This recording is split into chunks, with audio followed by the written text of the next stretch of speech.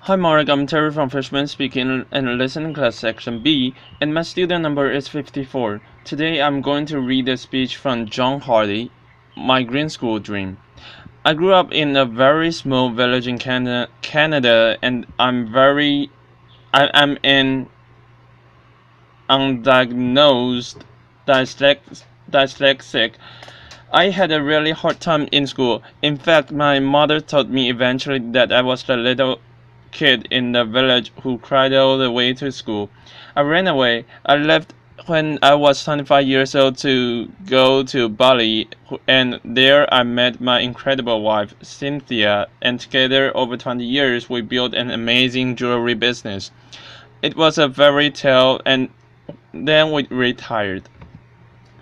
Then she took me to see a film that I really didn't want to see. It ruined my life, laughter, The Inconvenient Truth, and Mr. Gore. I have 4 kids, and even if part of what he says is true, they're not going to have the life that I had. And I decided at that moment that I would spend the rest of my life doing whatever I could to improve their possibilities. So here's the world, and here we are in Bali. It's a tiny little island, 60 miles by 90 miles. It has an intact Hindu culture. Cynthia and I were there. We had had a wonderful life there, and we decided to do something unusual. We decided to give back locally. And here it is. It's called the Green School. I know it doesn't look like a school, but it is something we decided to do, and it is extremely green. The classrooms have no walls. The teacher is writing on a bamboo blackboard. The desks are not square. At Green School, the children are smiling, an unusual thing for school, especially for me, and we practice holism. And for me, it's just the idea that if this little girl graduates as a whole person, chances are she'll demand a whole world to live on. Our our children spend 181 days going to school in a box. The people that built my school also built the prison and the insane asylum out of the same materials. So if this gentleman had had a holistic education, would he be sitting there? Would he have had more possibilities in his life? The classrooms have natural light. They're beautiful. They're bamboo. The breeze passes through them. And when the natural breeze isn't enough, the kids deploy bubbles, but not the kind of bubbles you know. These bubbles are made from natural cotton and rubber from the rubber tree. So we basically turned the box into a bubble. And these kids know that painless climate control may not be part of their future. We pay the bill at the end of the month, but the people that are really going to pay the bill are our grandchildren. We have to teach the kids that the world is not indestructible. These kids did a little graffiti on their desks, and then they signed up for 2 extra courses. The first one was called sending, and the second one was called relaxing. But since that happened, they own those desks. They know they can control their world. We're on the grid. We're not proud of it, but an amazing alternative energy company in Paris is taking us off the grid with solar. And this thing is the second vortex to be built in the world in a 2.5 meter drop on the river. When the turbine drops in, it will produce 8,000 watts of electricity day and night. And you know what these are. There's nowhere to flush, and as long as we're taking our waste and mixing it with a huge amount of water, you're all really smart. Just do the math. How many people times how many water? How much water? There isn't enough water. These are compost toilets, and nobody at the school wanted to know about them, especially the principal. and they work. People use them. People are okay. It's something you should think about doing. Not many things didn't work. The beautiful canvas and the rubber skylights got eaten by the sun in 6 months. We had to replace them with recyclable plastic. The teachers dragged giant PVC whiteboards into the classrooms. So we had some good ideas. We took old automobile windshields, put paper behind them, and created the first alternative to the whiteboard. Green School sits in South Central Bali and it's on 20 acres of rolling garden. There's an amazing river traveling through it, and you can see there how we managed to get across the river. I met a father the other day. He looked a little crazed. I said, "Welcome to Green School." He said, "I've been on an airplane for 24 hours. I asked him why. He said, "I had a dream once about a green school and I saw a picture of this green school. I got on an airplane. In August I'm bringing my sons. This was a great thing. But more than that, people are building greenhouses around the green school so their kids can walk to school on the paths. And people are bringing their green industries, hopefully their green restaurants to the green school. It's becoming a community. It's becoming a green model. We had to look at everything. No petrochemicals in the pavement. No pavement. These are volcanic stones laid by hand. There are no sidewalks. The sidewalks are gravel. They flood when it rains and they're green. This is the school buffalo. He's planning to eat that fence for dinner. All the fences at Green School are green, and when the kindergarten kids recently moved their gate, they found out the fence was made out of tapioca. They took the tapioca roots up to the kitchen, sliced them thinly, and made delicious chips.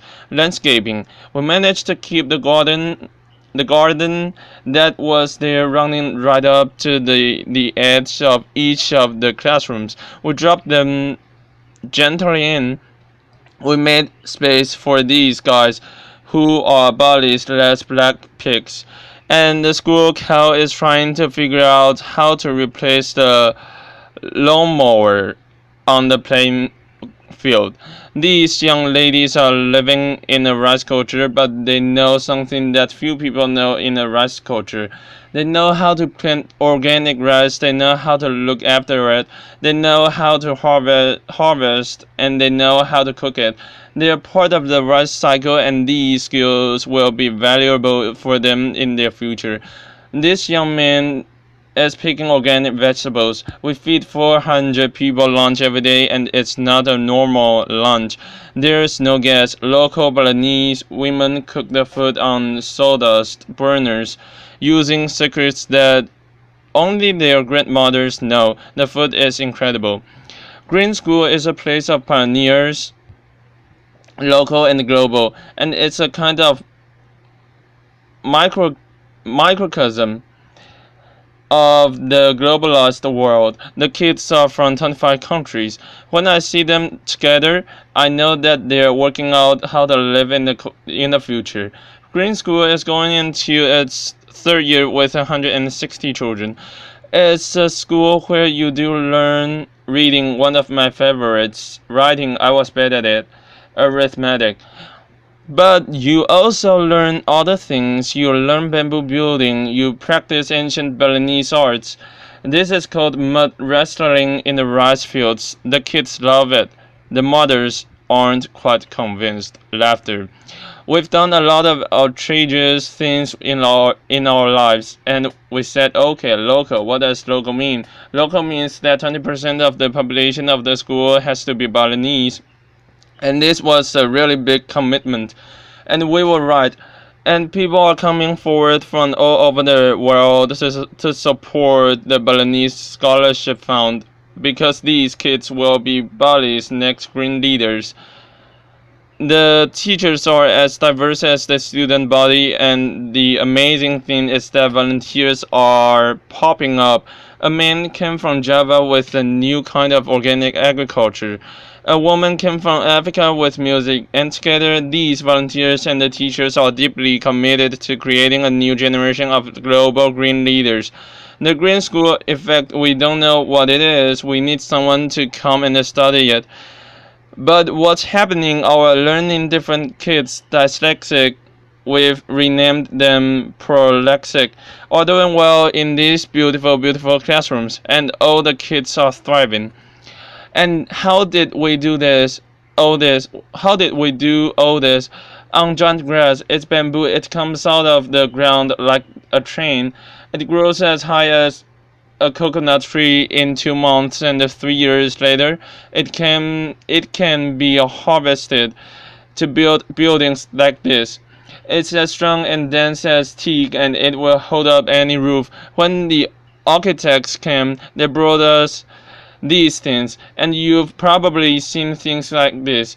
The yellow box was called the administration complex. After we scratched it,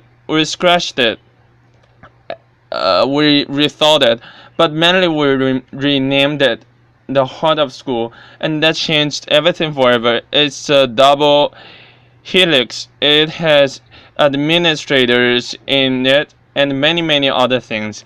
And the problem of building it, when the Balinese workers saw long reams of planes, they looked at them and said, "What's this?" So we built big models. We had them engineered by the engineers, and Balinese carpenters like this measured them with their bamboo rulers, selected the bamboo, and built the buildings using age-old techniques, mostly by hand. It was chaos, and the Balinese carpenters want to be as modern as we do, so they use metal scaffolding to build the bamboo building. And when the scaffolding came down, we realized that we had a cathedral to green, and a cathedral to green education. The heart of school has 7 kilometers of bamboo in it. From the time the foundations were finished in 3 months, it had roofs and floors. It may not be the biggest bamboo building in the world, but many people believe that it's the most beautiful. And doable in is this doable in your community? We believe it is. Green School is a model we built for the world. It's a model we built for Bali. And you just have to follow these simple rules. Be local, let the environment lead, and think about how your grandchildren might build. So, Mr. Goer, thank you. You ruined my life, but you gave me an incredible future. And if you're interested in being involved in finishing Green School and building the next 50 around the world, please come and see us. Thank you. Applause.